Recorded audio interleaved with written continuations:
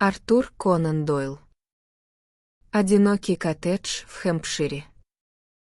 Джон Рентер, бывший владелец трактира «Битва при Детингене» в Саутгемптоне, не был человеком, которого хотелось бы иметь своим товарищем, и уж тем более никто не пожелал бы видеть в нем врага.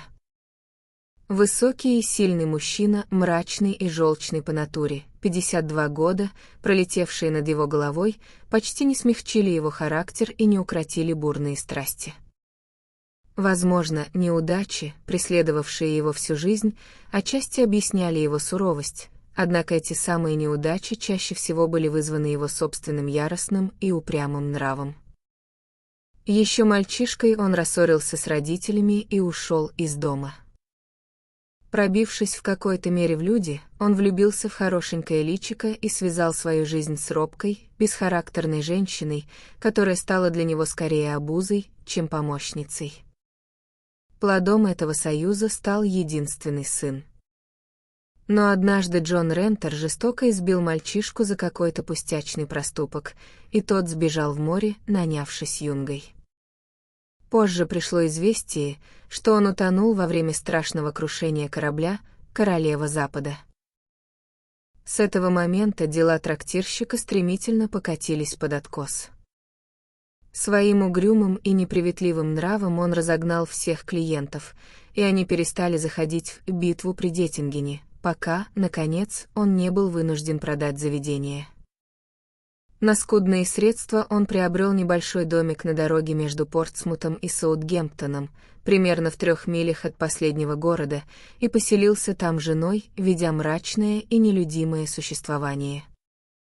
Странные слухи ходили об этом одиноком коттедже с его голыми кирпичными стенами и огромной, нависающей соломенной крышей, из-под которой окна с ромбовидными стеклами, казалось, хмуро косились на прохожих. Извозчики в придорожных трактирах поговаривали о темнолицем, сидеющем человеке, который целыми днями слонялся по маленькому саду у самой дороги, и о бледном, покорном лице, которое иногда выглядывало на них из приоткрытой двери. Рассказывали и о вещах куда более жутких, о яростных криках, глухих ударах и мольбах несчастной женщины о помощи. Как бы ни уставали лошади, погонщики всегда подгоняли их врысь, когда после наступления темноты приближались к деревянной калитке, ведущей к этому зловещему жилищу.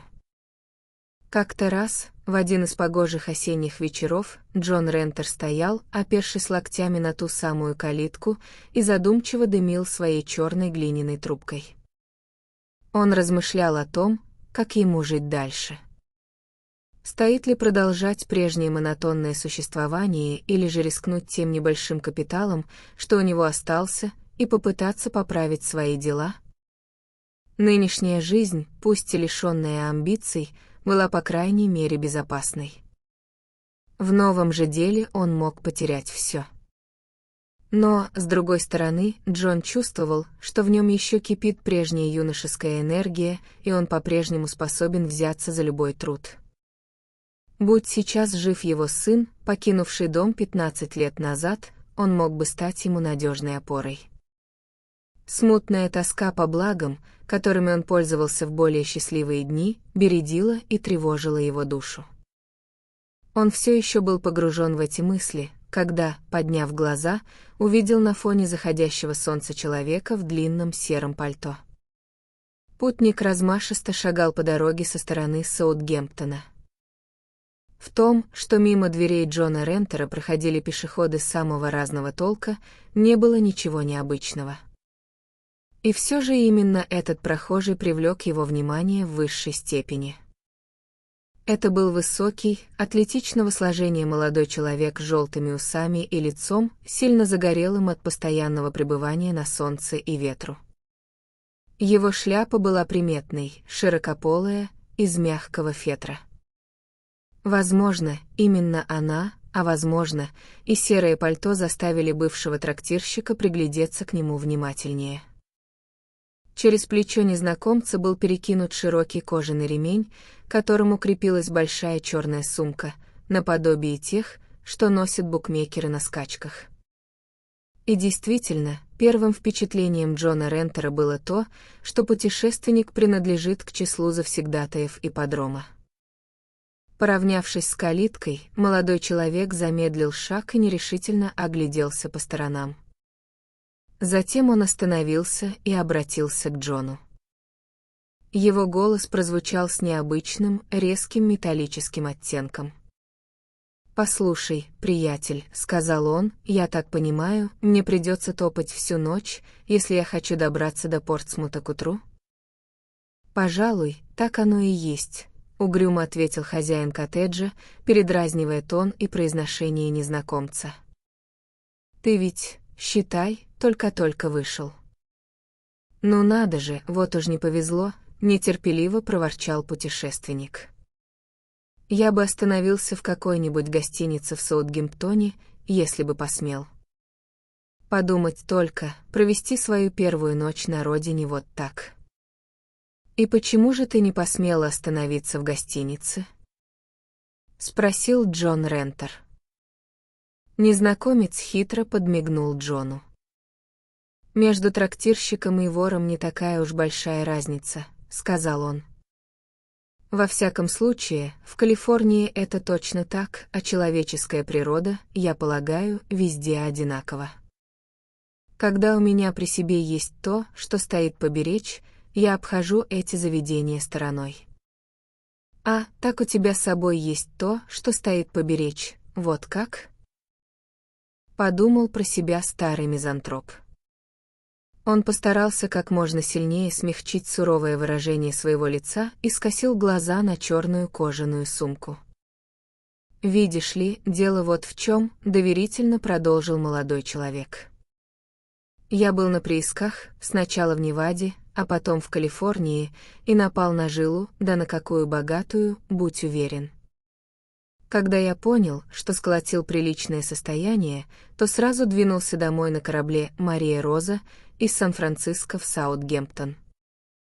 Судно прибыло сегодня в 3 часа дня, но эти акулы на таможне продержали нас до 5, пока мы, наконец, не сошли на берег.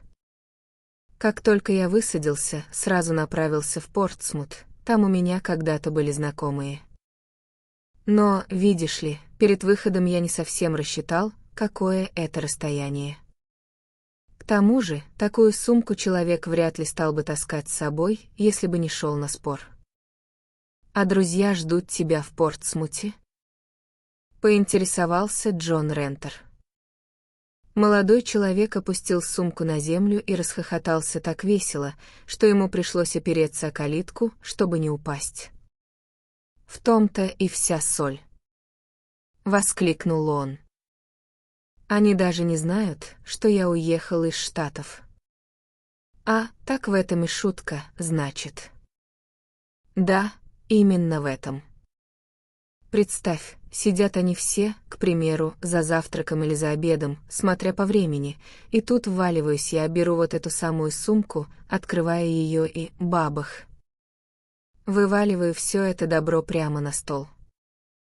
И молодой человек снова от души расхохотался, предвкушая эту сцену. «Все это добро, это что?»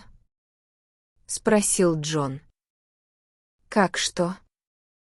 «Блестящие монеты, конечно же, доллары, понимаешь. И ты хочешь сказать, что носишь все свое состояние с собой в золоте?» Изумленно спросил Рентер.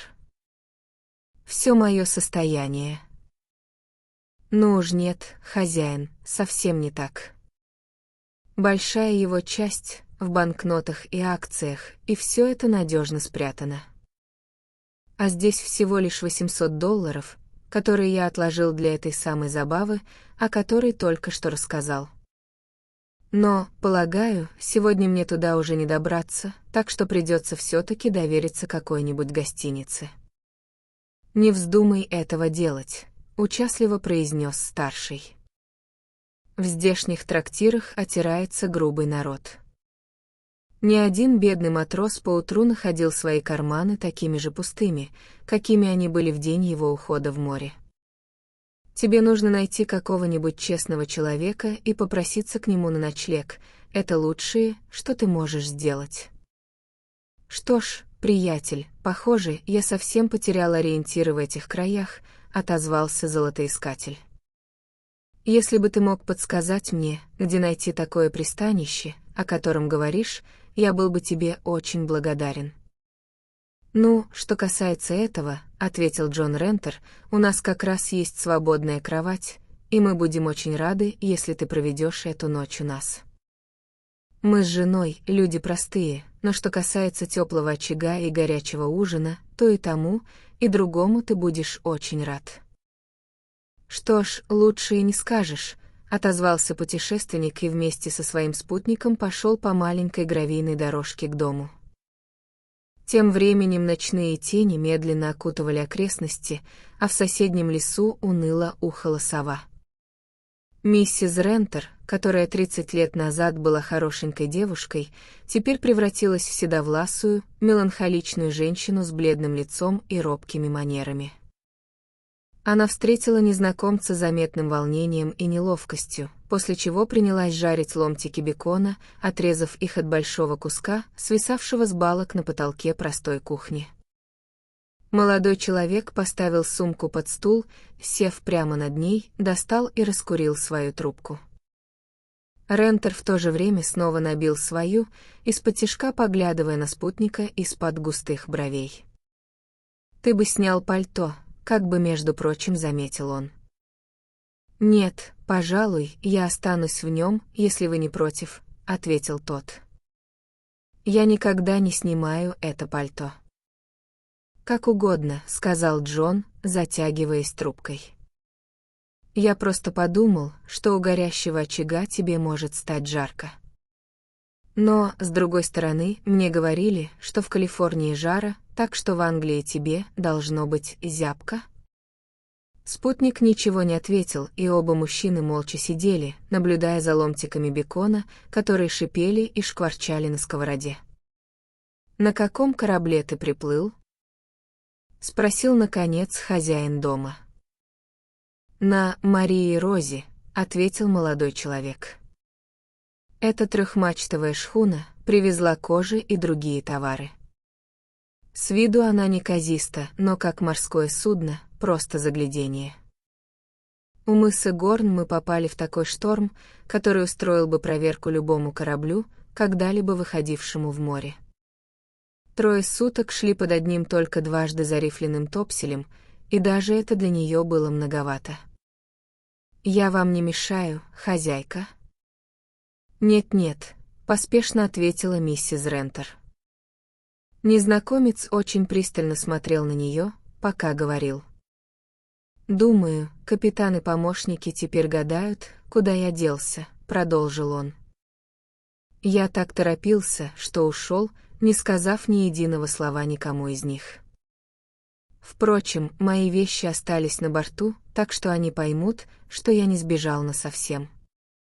А ты разговаривал с кем-нибудь после того, как сошел с корабля?» Небрежно поинтересовался Рентер. «Нет». «Почему же ты не нанял повозку, раз тебе нужно было добраться до Портсмута?» «Приятель, ты, видно, никогда не сходил на берег после долгого плавания, иначе не задал бы мне такого вопроса. Да ведь для человека это величайшее удовольствие — размять ноги и идти себе дальше. Я бы преспокойно топал и дальше, если бы не стемнело». «В уютной постели тебе будет куда лучше», — сказал Рентер. «Ну а теперь ужин готов, так что давайте приниматься за еду. Вот пиво в кувшине, а вон в той бутылке виски, так что пеняй на себя, если не угостишься». Все трое сели вокруг стола и отменно поужинали. Под влиянием добродушного лица и веселой беседы молодого гостя хозяйка дома перестала выглядеть такой измученной и даже сделала пару робких попыток присоединиться к разговору. Сельский почтальон, возвращавшийся домой после своего последнего обхода, в изумлении остановился, увидев яркий свет в окне коттеджа и услышав веселые раскаты смеха, разносившиеся в тихом ночном воздухе. Если бы какой-нибудь внимательный наблюдатель следил за этой небольшой компанией, сидящей вокруг стола, он мог бы заметить, что Джон Рентер проявлял весьма живое любопытство к длинному серому пальто, в которое был одет его посетитель. Он не только время от времени пристально разглядывал эту одежду, но и дважды находил предлоги, чтобы пройти вплотную к стулу гостя. И каждый раз, проходя мимо, он как бы случайно проводил рукой по боку Аверкота. Однако ни молодой человек, ни хозяйка дома, казалось, не обратили ни малейшего внимания на это странное поведение бывшего трактирщика. После ужина мужчины снова придвинули свои стулья к огню, пока старая женщина убирала посуду. Разговор путешественника вращался в основном вокруг чудес Калифорнии и той великой республики, где он провел лучшую часть своей жизни. Он рассказывал и о состояниях, которые наживались на приисках, и о золотых запасах, которые может подобрать любой, кому улыбнется удача, так что у Рентера при этих словах снова заблестели глаза. «Сколько может понадобиться денег, чтобы уехать туда?»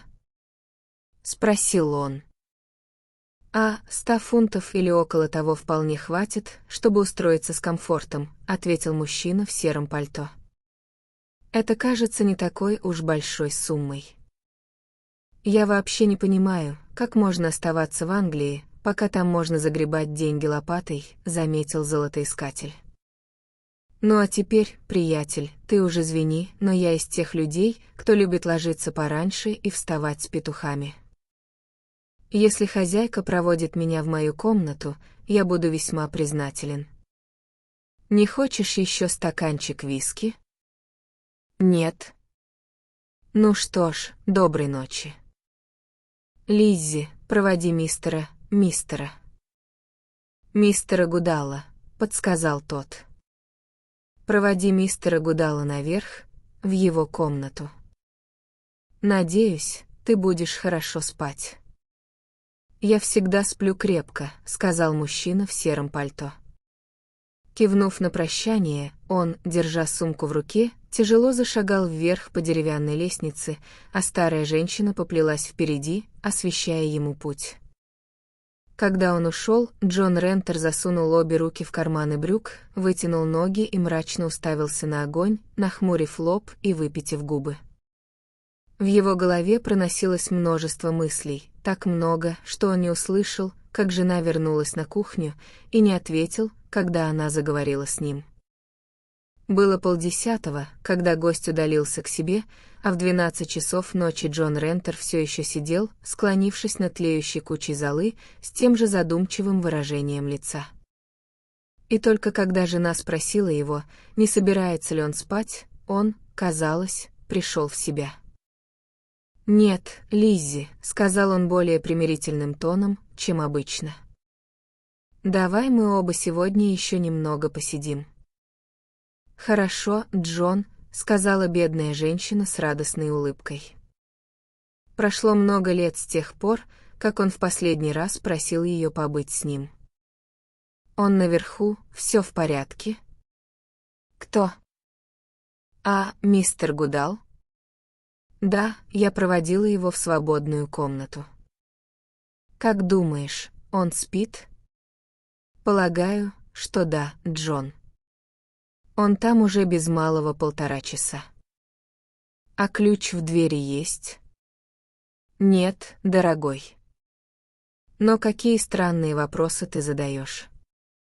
Джон Рентер на какое-то время замолчал. «Лиззи», — сказал он наконец, взяв кочергу и нервно перебирая ее в руках, «во всем мире нет ни одного человека, который знал бы, что этот мужчина пришел сюда сегодня вечером. Если бы он никогда больше от нас не ушел, никто бы не узнал, что с ним стало, и не стал бы его искать». Его жена ничего не ответила, но ее губы побелели до синевы. «У него в этой сумке $800, Лиззи, а это больше 150 фунтов на наши деньги. Но у него есть кое-что еще. В подкладку этого его серого пальто зашиты золотые самородки. Вот почему он не захотел его снимать. Я заметил эти бугры и улучшил момент, чтобы прощупать их. Этих денег, девочка моя, хватило бы, чтобы нам обоим уехать в ту самую страну, где он все это раздобыл. Ради всего святого, Джон. Вскричала его жена, бросаясь к его ногам и обнимая руками его колени. Ради меня, ради нашего мальчика, который мог бы быть примерно того же возраста, что и этот молодой человек, не думай больше об этом. Мы стары, Джон, и, богатые или бедные, через несколько коротких лет мы все уйдем в мир иной. Не бери на душу грех убийства. Пощади его. Мы бывали плохими, но никогда еще не доходили до такого. Однако Джон Рентер продолжал смотреть поверх головы своей жены на огонь, и суровая непреклонность его лица ни на секунду не смягчилась. Когда она заглянула ему в глаза, ей показалось, что в них появилось новое, пугающее выражение, какого она никогда раньше не видела, зловещий, яростный блеск хищного зверя. «Это шанс», — сказал он, — «какого нам больше никогда не представится. Сколько людей были бы рады получить его. К тому же, Лиззи, речь идет о моей жизни или о жизни этого человека. Ты помнишь, что говорил обо мне доктор Казинс, когда мы жили в Портсе? Он сказал, что я предрасположен к апоплексическому удару и что неудачи, лишения или горе могут его спровоцировать. В нашей жалкой жизни хватает и того, и другого, и третьего. Вот если бы у нас были деньги, мы могли бы начать все заново, и все было бы хорошо. Я говорю тебе, жена, я сделаю это». И он крепко сжал кочергу в своей большой коричневой руке. «Ты не должен, Джон, и ты этого не сделаешь. Я сделаю это, я так решил. Отпусти мои колени». Он уже собирался оттолкнуть ее, как вдруг заметил, что она упала в обморок. Подняв ее, он перенес ее в дальний угол комнаты и уложил там на пол. Затем он вернулся, взял кочергу и взвесил ее в руке. Она показалась ему слишком легкой, поэтому он прошел в пристройку для мытья посуды и, пошарив там в темноте, вернулся с небольшим топором. Он покачивал его взад и вперед, как вдруг его взгляд упал на нож, которым жена перед ужином нарезала ломтики бекона. Он провел пальцем по его лезвию. Оно было острым, как бритва. Так сподручнее и надежнее. Пробормотал он. Подойдя к шкафу, он осушил большой стакан чистого виски, после чего сбросил сапоги и начал бесшумно подниматься по старинной лестнице. От кухни до лестничной площадки вели 12 ступеней, а от площадки еще 8 до спальни их гостя. Джон Рентер потратил без малого полчаса только на то, чтобы одолеть первые 12. Дерево подгнило, а сама конструкция была хлипкой, так что ступени прогибались под тяжестью грузного мужчины. Сначала он слегка наступал правой ногой на доску и постепенно усиливал нажим, пока не переносил на нее весь свой вес. Затем он осторожно подтягивал левую ногу и замирал, затаив дыхание и прислушиваясь к любому звуку сверху. Однако ничто не нарушало тишины, кроме глухого тиканья часов на кухне позади него до унылого уханья совы в кустарнике. В тусклом, неверном свете было что-то жуткое в этой смутной темной фигуре, которая медленно ползла вверх по узкой лестнице, двигалась, замирала, пригибалась, но неуклонно приближалась к вершине. Добравшись до площадки, он увидел дверь в комнату молодого золотоискателя. Джон Рентер замер в оцепенении. Дверь была приоткрыта, и через узкую щель лился тонкий золотистый луч. Свет все еще горел. Значило ли это, что путешественник не спит? Джон напряженно прислушался, но в комнате не было слышно ни движения. Долгое время он напрягал слух, но все было совершенно тихо. Если бы он проснулся, подумал про себя Джон, он бы повернулся в постели или издал хоть какой-то шорох за это время. Тогда он начал, крадучись, подниматься по оставшимся 8 ступеням, пока не оказался прямо перед дверью спальни. Внутри по-прежнему царила тишина. Должно быть, это была одна из его заграничных привычек — оставлять свет горящим на ночь. В разговоре он упоминал, что спит крепко.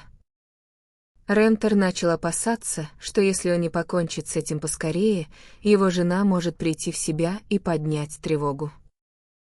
Зажав нож в правой руке, он левой осторожно толкнул дверь чуть шире и просунул голову в комнату.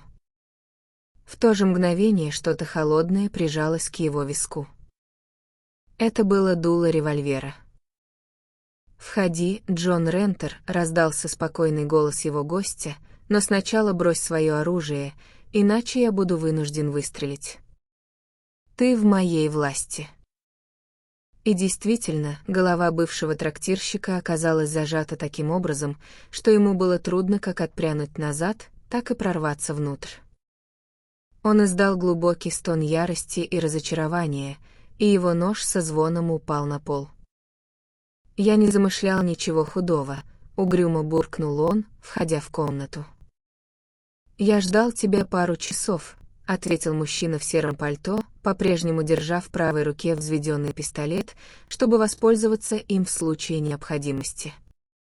Он был одет точно так же, как и тогда, когда поднимался наверх, а злополучная сумка лежала на незаправленной постели.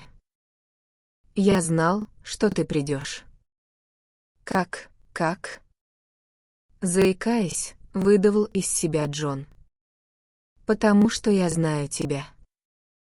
Потому что я увидел убийство в твоих глазах, когда ты стоял передо мной у калитки.